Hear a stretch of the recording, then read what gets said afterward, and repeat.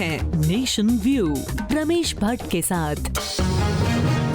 नमस्कार। खबरों पर अपना नजरिया बनाने के लिए जानना बेहद जरूरी है कि उसका असर आप पर क्या होता है।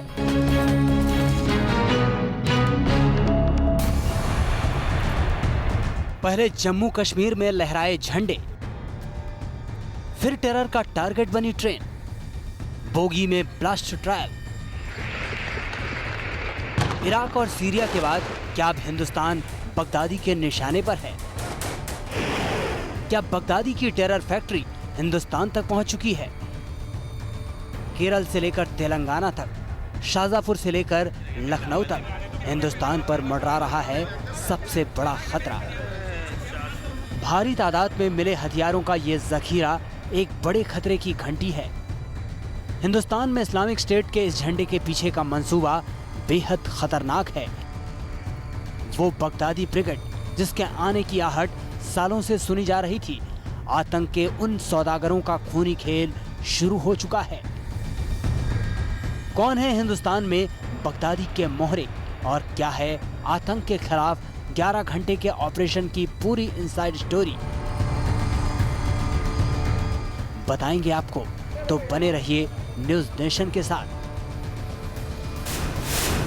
तो क्या है बगदादी का प्लान इंडिया? शाहजहांपुर में इंदौर छिंदवाड़ा पंचबेली एक्सप्रेस की बोगी में धमाका हुआ तब शायद ही किसी को यह खबर रही होगी कि यह आतंक का सबसे बड़ी साजिश है। लेकिन साजिश की कड़ियां लखनऊ तक पहुंचते पहुंचते यह साफ हो गया कि हिंदुस्तान में आईएसआईएस का पहला हमला है।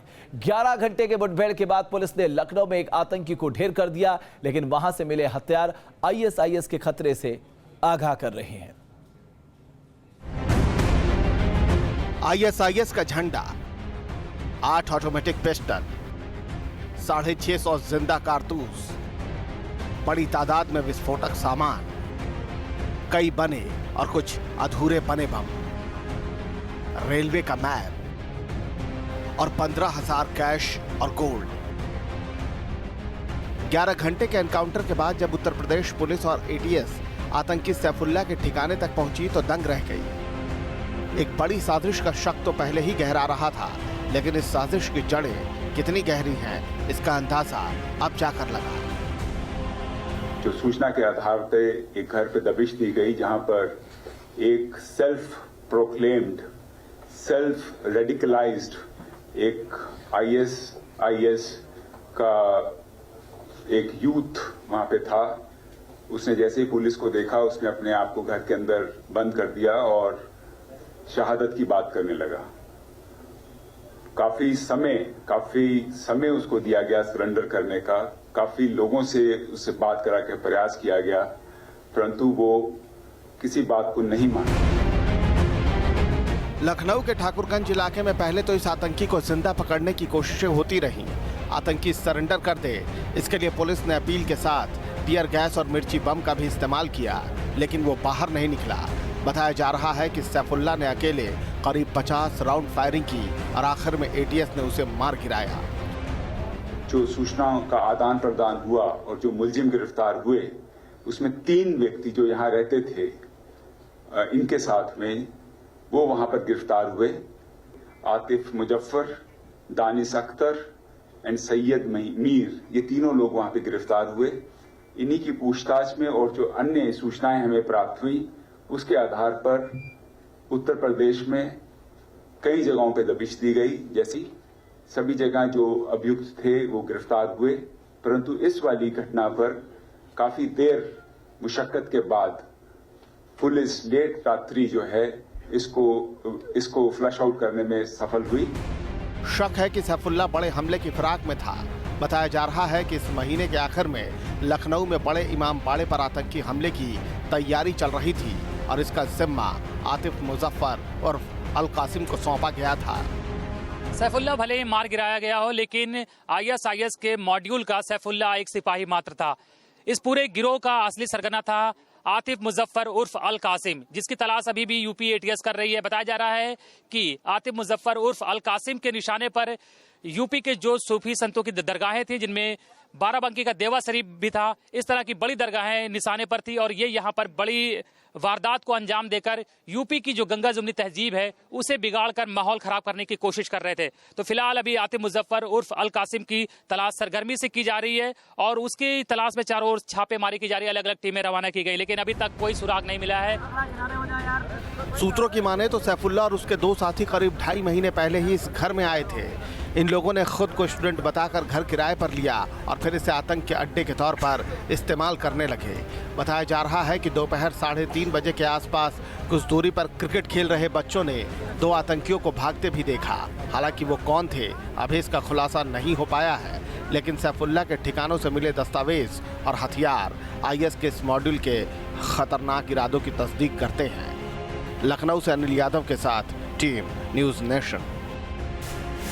जाहिर है सुरक्षा एजेंसियों के लिए एक बड़ी चुनौती है इस कड़ी को जोड़कर, अगर इनका मॉड्यूल अभी भी कहीं पर एक्टिव है, उसे बस्ट करना। सुबह ट्रेन में धमाका हुआ और करीब 5.5 घंटे में यह कहा जाने लगा कि यह देश में आईएसआईएस का पहला टेरर अटैक है। कैसे बोगी के ब्लास्ट से लखनऊ के घर में एनकाउंटर तक के तार आपस में जुड़ते गए और कैसे आईएस के खुरासान मॉड्यूल का खुलासा हुआ, आइए आपको दिखाते हैं। मध्य प्रदेश के शाजापुर में भोपाल उज्जैन पैसेंजर ट्रेन में धमाका हुआ, लेकिन साजिश की कड़ियां जब आपस में जुड़ने लगी तो ये आईएसआईएस का पहला हमला साबित हो गया। बताया जा रहा है कि इन दहशतगर्दों ने ऑनलाइन ही आतंक की ट्रेनिंग ली और फिर हिंदुस्तान को दहलाने की साजिश रचने लगे। लैपटॉप्स बरामद हुए हैं कानपुर से और जो लैपटॉप बरामद हुआ इटावा से, उनका जो प्रथम एक परीक्षण किया गया है उससे ये चीज स्पष्ट होती है कि ये लगातार इस प्रकार की चीजों पर ज्यादा अध्ययन करते थे, इसके लिटरेचर को अधिक पढ़ते थे तथा इंटरनेट के माध्यम से ही कैसे असलहा बनाया जाना है, कैसे बम बनाया जाना है, आईईडी बनाया जाना है, कैसे किस प्रकार से उसको प्लांट करना है, इसके बारे में वो स्टडी करते रहते थे। पुलिस की माने तो इन आतंकियों को कहीं और से फंडिंग नहीं मिल रही थी, लेकिन इन्होंने इससे पहले भी दहशत की कई नाकाम कोशिशें की। शाजापुर में ये बड़े धमाके की फिराक में थे, लेकिन इनके मंसूबे पूरे नहीं हो पाए और फिर मध्य प्रदेश के पिपरिया से 3 संदिग्धों की गिरफ्तारी ने आईएसआईएस के इस खुरासान मॉड्यूल का भंडाफोड़ कर दिया। सूत्रों की माने तो आतंक के इस गैंग के गुरु का नाम आतिफ मुजफ्फर था, जो दानिश अख्तर और जीएम खान के साथ मिलकर बड़ी साजिश को अंजाम देना चाहता था। बगदादी के इस सेल्फ क्लेम्ड ब्रिगेड में अजहर खलीफा भी शामिल था, जिसके जरिए रिशु और रॉकी आतिफ को हथियार सप्लाई कर रहे थे, जबकि लखनऊ में ढेर हुआ सैफुल्लाह, हमजा और मोहम्मद फैसल भी इसी टेरर ग्रुप का हिस्सा बताए जा रहे हैं। देखिए, जैसे मैंने शुरू में कहा, ये सेल्फ रेडिकलाइज्ड थे, कहीं से इनको बाहर से एड नहीं आई थी, कोई ऐसा फाइनेंस इनके पास नहीं था। जैसा कि उन्होंने बताया कि उन्होंने खुद ही फाइनेंस उन्होंने अपनी प्रॉपर्टीज के माध्यम से उसको जनरेट किया था और इसी का इस्तेमाल कर रहे थे, इसलिए और अभी तक जो उन्होंने कुछ प्रयास किए भी थे वो सफल नहीं हो पाए।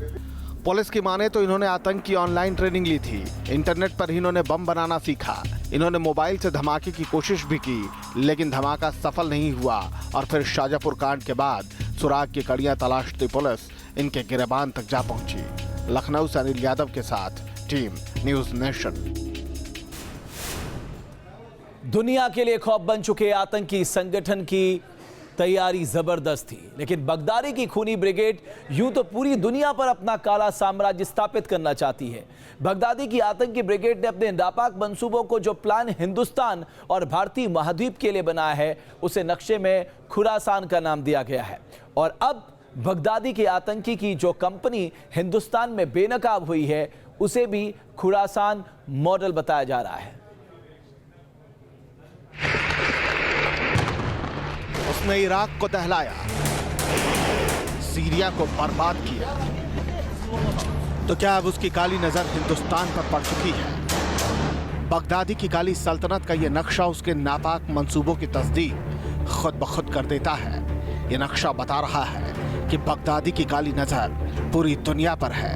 जरा इस हिस्से को देखिए जिसमें बगदादी ब्रिगेड ने अपनी काली परछाई कायम कर दी है और हिंदुस्तान पर अपने नापाक मंसूबों को आईएसआईएस ने खुरासान का नाम दिया है।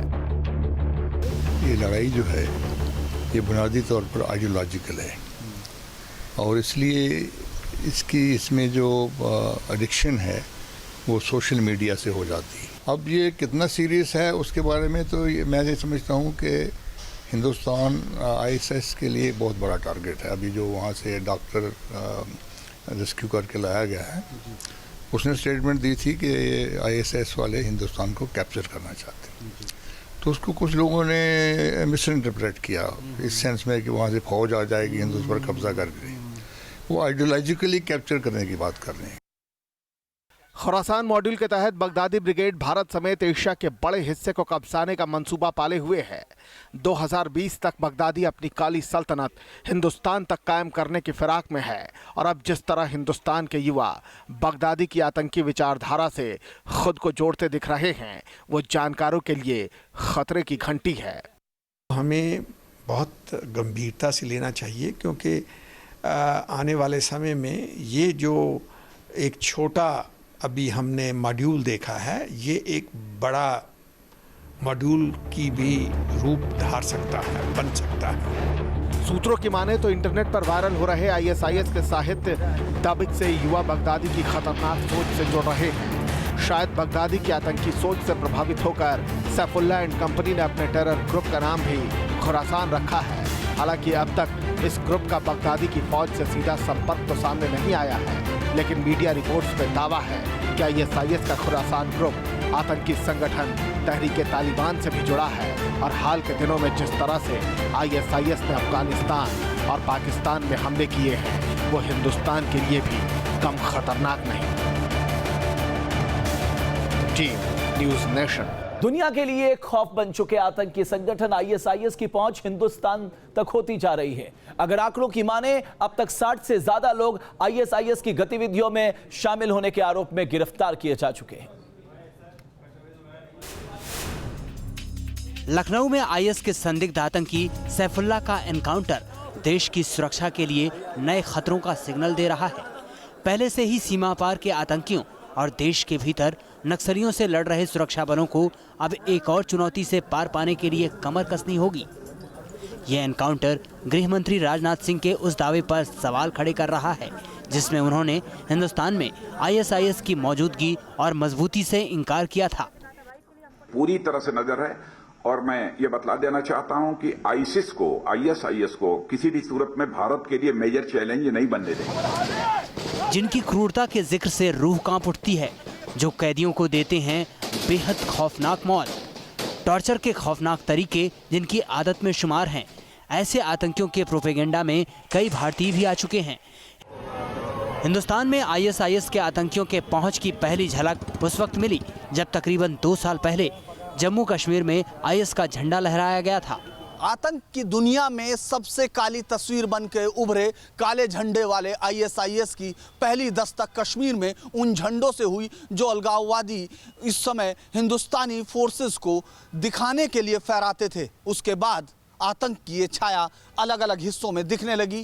केरल, हैदराबाद, उत्तराखंड, कई अलग अलग हिस्सों में ISIS के सिंपैथाइजर या उसके ग्रुप के लोग पकड़े गए। NIA ने ऐसी तमाम बड़ी कोशिशों को विफल किया जिसमें वो किसी बड़ी वारदात को अंजाम देना चाहते थे। सरकारी आंकड़ों के मुताबिक अब तक भारत में IS के 68 समर्थक गिरफ्तार हो चुके हैं, जिनमें से 11 लोग महाराष्ट्र के, 11 तेलंगाना के, 7 कर्नाटक, 4 उत्तराखंड, 6 केरल, 1 दिल्ली, 2 पश्चिम बंगाल, 1 राजस्थान, 1 उत्तर प्रदेश, 1 मध्य प्रदेश, 1 जम्मू कश्मीर, 1 बिहार और 2 तमिलनाडु से हैं। जानकारों के मुताबिक हिंदुस्तान में इस आतंकी संगठन की बढ़ती पैठ चिंता का सबब है। एरिया ऑफ ऑपरेशन वो बढ़ाने साउथ एशिया में, खासतौर से इंडिया उसकी हिट लिस्ट पे है। अब ऐसा लगता है कि उसको कुछ थोड़ी बहुत कुछ लोग नए रिक्रूट्स भी उसको मिल गए हैं जो कि यूपी के हैं। ये पहली दफे ऐसा हो रहा है, ये बहुत चिंता की बात है। दक्षिण भारत से सबसे ज्यादा लोग IS के प्रोपेगेंडा से गुमराह होकर उससे जुड़े। बीते 26 फरवरी को गुजरात से ISIS के 2 संदिग्ध गिरफ्तार किए गए थे। सितंबर 2015 में हैदराबाद की अफशा जुबीन को गिरफ्तार किया गया था। उस पर अमेरिका से आए केमिकल इंजीनियर सलमान मोइनुद्दीन के साथ मिलकर IS के लिए ऑनलाइन ग्रुप चलाने का आरोप है। इसके अलावा जनवरी 2015 में हैदराबाद के सलमान मोइनुद्दीन को दुबई एयरपोर्ट से पकड़ा गया था। इसके अलावा दिसंबर 2014 में बेंगलुरु के मेहंदी मसरूर को गिरफ्तार किया गया, जिस पर आईएस का ट्विटर हैंडल ऑपरेट करने का आरोप है। तो साफ तौर पर लगता है कि आईएसआईएस जो है हिंदुस्तान में बहुत बड़े पैमाने पर अपना जाल फैलाने की कोशिश कर रहा है। लेकिन मैं तमाम सिक्योरिटी फोर्सेस को और इंटेलिजेंस एजेंसीज को दाग देता हूं कि उन्होंने जैसे ही उनको टिप ऑफ मिला हैदराबाद से तुरंत कार्रवाई की और कुछ ही घंटों में ये सारे के सारे साजिश का भांडा फोड़ दिया। इसके अलावा तकरीबन 7 भारतीय आईएसआईएस के लिए लड़ते हुए मारे जा चुके हैं। हिंदुस्तान में आतंक की ताजा साजिश इंडियन मुजाहिदीन और सिमी के अंदरूनी गठजोड़ का भी इशारा कर रही है। हो सकता है आईएस के लिए आईएम और सिमी के स्लीपर सेल ही काम कर रहे हों, लिहाजा सुरक्षा एजेंसियों को चौकस रहना होगा। लखनऊ का ये मॉड्यूल इस तरह से इंडियन मुजाहिदीन की भी याद दिला रहा है, जिसमें एक तरह से आजमगढ़ से निकले कुछ लड़कों ने पूरे हिंदुस्तान के अलग अलग हिस्सों में कई बड़े विस्फोट कर कई मासूम बेगुनाह लोगों की जान ली थी। ऐसे में जांच एजेंसियों पर शायद ये प्रेशर फिर से आयद होगा कि वो आईएसआईएस को हिंदुस्तान में जड़ से उखाड़ कर फेंक दें, ताकि वो कभी अपने नापाक मंसूबों में कामयाब ना हो सके। वीडियो जर्नलिस्ट अनिल शर्मा के साथ धीरेन्द्र पुंडीर, न्यूज नेशन, दिल्ली।